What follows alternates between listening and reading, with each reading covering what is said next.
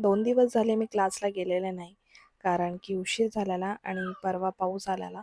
तर त्यामुळे म्हटलं आज क्लासला जावं. ॲक्चुअली मला क्लासला जायचीच इच्छा होत नव्हती, पण तरी म्हटलं पैसे भरलेत जावं. उमेश आलेला मला सोडवायला. परत त्याला घरी जायचं होतं, पण जाता-जाता स्कूटीच पंक्चर झाली आणि पाऊस पण खूप येत होता. तर तो बोलला, की स्कूटीच रिपेअर करून घेतो. स्कूटी रिपेअर होईपर्यंत माझ्या क्लास सुटायचा पण टाईम झालेला. तर तो बोलला, "आता घरी काय जात नाही, डायरेक्टली मला घ्यायला चालायला." आणि मला बोलला, की "तू स्कूटी चालवून बघ." कारण की स्कूटीमध्ये थोडा ब्रेकचा प्रॉब्लेम होत होता.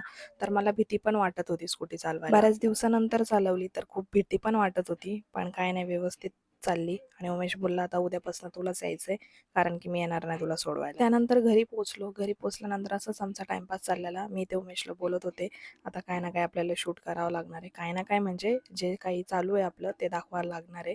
तर मी छोटासा शूट तिथे घेतलेला. उमेशची नाईट असल्यामुळे तो झोपण्याचा प्रयत्न करत होता, पण डमरू त्याच्या अंगावर उड्या मारून-मारून त्याला काही झोपूच देत नव्हता. तो जास्तच मस्ती करायला लागलाय. मग संध्याकाळी काय नाही, आमचं स्वयंपाकाची तयारी चालू होती. स्वयंपाक वगैरे झाला, जेवण वगैरे झाले. इकडे डमरू माझ्या मम्मीसोबत जरा खेळत होता. आता जरा-जरा तो चालायला लागलाय. एवढं काही चालत नाही, पण असं चालतो-चालतो आणि धपकन पडून जातो तो. तर त्याच्यासाठी आम्हाला सावध राहावं लागतं. तर उमेश बोलला, "आता मी पण निघतो कामाला जायला, कारण की त्याची नाईट आहे." तर असाच होता आमचा दिवस. भेटूया उद्या. काळजी घ्या. Bye bye.